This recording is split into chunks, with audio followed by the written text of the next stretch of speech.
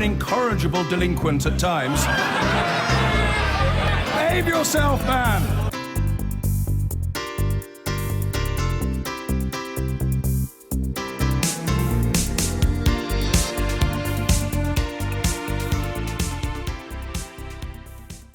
The Labour leader, Jeremy Corbyn, says his party's comfortable victory in the Oldham West and Royton by-election demonstrates a clear vote of confidence in Labour. Jim McMahon won with an increased share of the vote, but the result has sparked a bitter row with the UK Independence Party, which came second. Ukip's considering a formal complaint over alleged abuses in the postal vote. Our chief political correspondent, Vicky Young, reports from Oldham. Opponents said this by-election was a test of Jeremy Corbyn's leadership. If it was, then he's passed with flying colours. The Labour leader came here just once during the campaign, which concentrated on local issues. But today he said the victory had wider significance. It shows just how strong, how deep-rooted and how broad our party, the Labour Party, is for the whole of Britain. Thank you very much, everybody. Jim McMahon, the new MP, has given Labour a welcome boost. This is a truly overwhelming thing for a local lad to represent the town he loves in Westminster. Friends are clear about who should claim credit for the victory. It was not a vote of confidence in Corbyn. People voted for Jim McMahon because of who he is. He's a great guy. For years this has been a rock-solid Labour seat, but Ukip had been talking up their chances. They said white working-class voters would be put off by Mr Corbyn. In Oldham's market today, some voters were concerned about Labour's direction under Jeremy Corbyn, but there was little enthusiasm for other parties. I'm glad they won, obviously, but Corbyn's not the leader. He's not a leader of men, as far as I'm concerned. What worries you about his leadership? He's a wimp. He's going to spoil the Labour Party, unfortunately for him. Do you have a view about Ukip? They thought they were going to do really well here and they didn't do so well. I don't have much views on Ukip. It's a comedian party, innit? I don't like him at all, me. I don't like him neither, that Ferrari, as he called. No, I don't like him. The popularity of a strong local candidate seems to have delivered Jeremy Corbyn an early Christmas present. Some Labour figures had feared that inviting at Westminster would deter voters here in Oldham. Ukip, though, have a different theory to explain Labour's success. Ukip's considering a formal complaint of electoral fraud, alleging that people turned up with bundles of postal votes.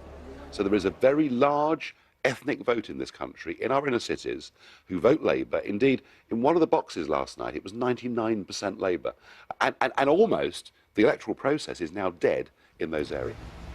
This result's given the Labour Party a moment of unity after days of division. But there will be tougher places to win than here. Vicky Young, BBC News, Oldham. Police are investigating 2 cases of alleged misuse of parliamentary expenses by MPs. A third case has resulted in a woman who worked for an MP being cautioned for fraud. The identities of those involved have not been disclosed. It's the first time the Parliamentary Expenses Watchdog has referred allegations to the police. Now, Ukip says it's reviewing the evidence before it decides whether to make a formal complaint about electoral fraud after last night's Oldham West by-election. Labour comfortably regained the seat with a majority of more than 10,000. But the Ukip leader, Nigel Farage, claimed bundles of postal votes had turned up at polling stations. We've spoken to one senior Labour figure in the area who claims similar practices have happened there in the past, as our political correspondent Michael Crick reports. For a man who'd just confounded his critics, Jeremy Corbyn's victory trip to Oldham today was remarkably brief. So has Mr McMahon saved your leadership then, Mr Corbyn? Good morning, everybody. Good morning. Congratulations to Jim McMahon winning this incredible result in the Oldham by-election. It shows the way we've driven the Tories back on tax credits, on police cuts, on their whole austerity agenda and narrative. It shows just how strong, how deep-rooted and how broad our party, the Labour Party, is for the whole of Britain. Thank you very much, everybody. Why aren't you on his leaflets? All questions ignored. After less than 5 minutes, he was off. And I do hereby declare that Jim McMahon is duly elected as the Member of Parliament for Oldham West and Royton. Yet this result, declared at 1 this morning, was more decisive than almost anyone had forecast. So, Labour winning with an increased percentage share of the vote. It's a really good result for Labour, for Jeremy Corbyn, when only a few days ago people were saying that Ukip might win this election.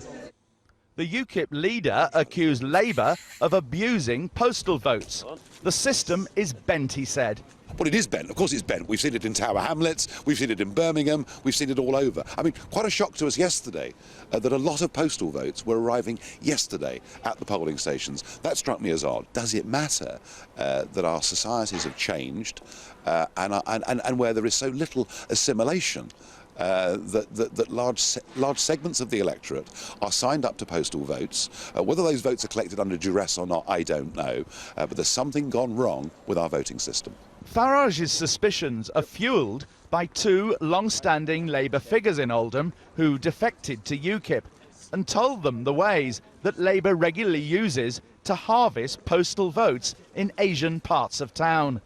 This was the very first British election in which individual voter registration was fully enforced, designed to make it harder to create bogus voters.